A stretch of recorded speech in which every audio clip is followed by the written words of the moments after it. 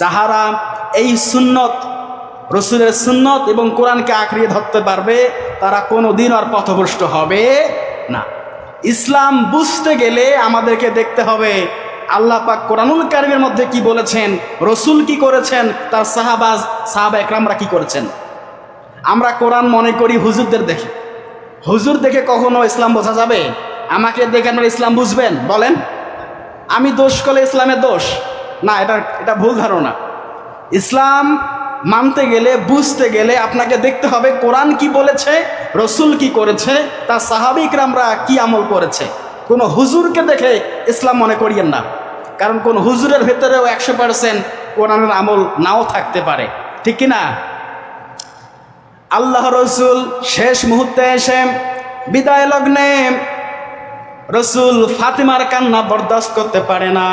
ফাতিমা হচ্ছে তার সব থেকে ছোট মেয়ে। ছোট মেয়ের প্রতি বাবাদের ভালোবাসা আছে না নাই? আছে না নাই? কথা বলেন। রসুল ফাতেমার কান্না বরদাস্ত করতে পারে না। আল্লাহ রসুল ইশারায় ফাতেমাকে ডাক দিলেন, ফাতেমা কানে কানে।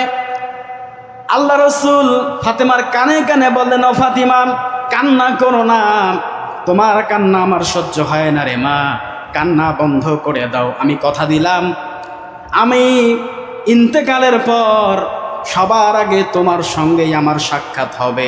আল্লাহু আকবার। তার মানে ফাতেমা বুঝতে পারলেন এই রসুল ইন্তেকাল করার পর এর পরে ইন্তেকাল করবে হযরতে ফাতিমা রাদিয়াল্লাহু তাআলা আনহা। এটা হয়েছিল না তাই? রসুল ইন্তেকালের পর তার বংশ থেকে ইন্তেকাল করেছেন তার কন্যা, তার মেয়ে হযরত ফাতিমা রাদিয়াল্লাহু তাআলা আনহা, ইন্তেকাল তিনি করেছেন।